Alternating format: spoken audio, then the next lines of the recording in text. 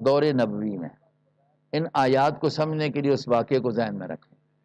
واقعہ یہ پیش آیا، ایک منافق شخص تھا، توما بن عبیرک اس کا نام ہے، توما بن، عام مشہور تفسیروں میں اسی واقعے کو ان آیات کا مصداق قرار دیا گیا، ان 2 رکوعوں کی آیات کا مصداق اسی واقعے کو قرار دیا گیا۔ تو حکم یہ ہے کہ فیصلہ صحیح کرنا ہے۔ توما بن عبیرک نے رات کو چوری کی، ایک گھر سے نقب لگائی، نقب لگا کر ایک تھیلا چرایا، اس تھیلے میں آٹا بھی تھا اور اسی میں اسلحہ بھی تھا، اسی میں کیا تھا؟ اسلحہ بھی تھا۔ اب یہ تھیلا اٹھا کر نکلا نا، قدرتی طور پر تھیلے میں تھوڑا سا سوراخ تھا، آٹا گرتا گیا۔ اب اس نے جب گھر پہنچایا نا تو اس کو شبہ پڑ گیا کہ یہ تو پتہ لگ جائے گا، لیا اور ایک یہودی کے گھر رکھ دیا۔ یہودی کو کہا میری امانت ہے تو رکھ، اس کو تو نہیں پتا تھا۔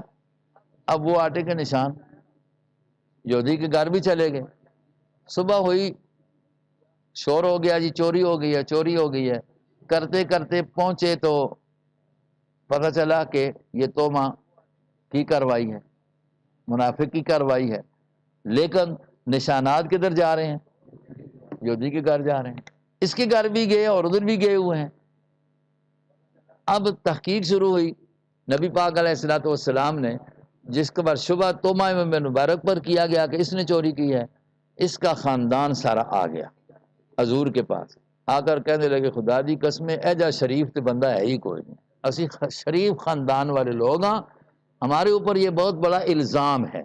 قسمیں اٹھائیں، اس کے حق میں صفائی دی اور کہا کہ اس پر دیکھیں الزام ہے، جہاں سے مال پکڑا گیا چور تو وہ ہے، تو چور تو وہی بنتا ہے نا جس کے پاس ہو شواہد، ایک قسم کا شاہد تو بن گیا۔ اس کی طرف سے انہوں نے صفائی پیش کر دی۔ نبی پاک صلی اللہ علیہ وسلم نے ان کے اس صفائی پر اور اس نشانات پر فیصلہ دینے کا ارادہ کر لیا تھا اس یہودی کے بارے میں کہ اس کو سزا دی جائے، چوری کی، ہاتھ کاٹے جائیں۔ لیکن حقیقت حال کیا تھا کہ چور کون تھا؟ اللہ پاک نے وحی کے ذریعے بتا دیا کہ آپ جو کرنے لگے ہیں یہ ٹھیک نہیں ہے، تنبیہ آ گئی، کیونکہ چور یہ یہودی نہیں بلکہ وہ توما ابن مبارک ہے۔ تو وہی میں اللہ نے بتایا اور پھر ساتھ نعمت جتلائی کہ یہ آپ پر اللہ کا فضل ہوا ہے، ورنہ آپ ایک مطلب بے گناہ کو کیا دے دیتے؟ سزا دے دیتے، ایک بے گناہ کو۔ تو آپ کو جو بتا دیا گیا یہ اللہ کا فضل ہے، بتایا کس ذریعے؟ وحی کے ذریعے۔ پھر کہتے ہیں کہ وہ بے ایمان منافق جو تھا وہاں سے نکلا اور ایک کفار کے قبیلے کے ساتھ مل گیا اور وہاں ہی مر گیا، وہاں سے ہی نکل کر چلا گیا تھا توما ابن مبارک۔ تو یہ اللہ کا فضل ہوا، یہ ہے واقعہ، یہ ہے۔ اب اس واقعے سے ایک تو یہ بات بھی واضح ہو گئی کہ اللہ کی طرف سے جب تک وحی نہ آئے تو نبی کو بھی حقیقت حال کا پتہ۔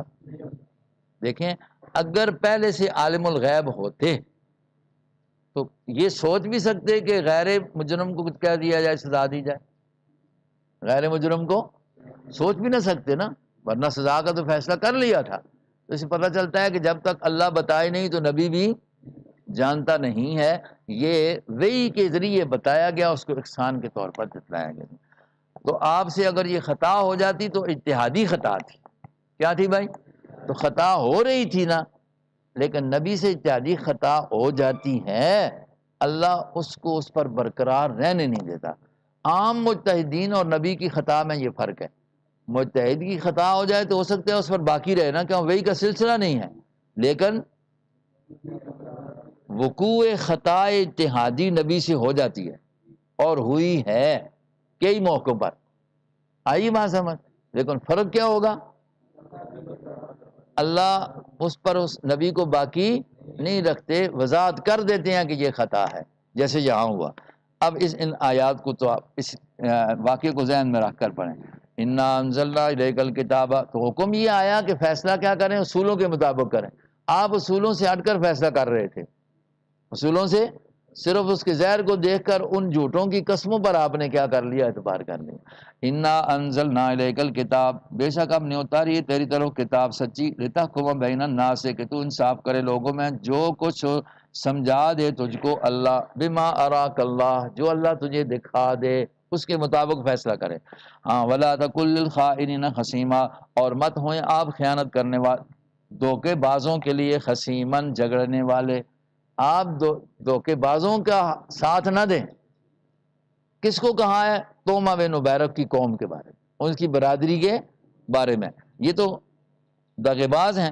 لہذا واستغفر اللہ، اور آپ بخشش مانگ لیں اللہ سے اپنی خطا پر، اپنی خطا پر بخشش مانگیں۔ ان اللہ کان غفور الرحیم، بے شک اللہ بخشنے والا مہربان ہے۔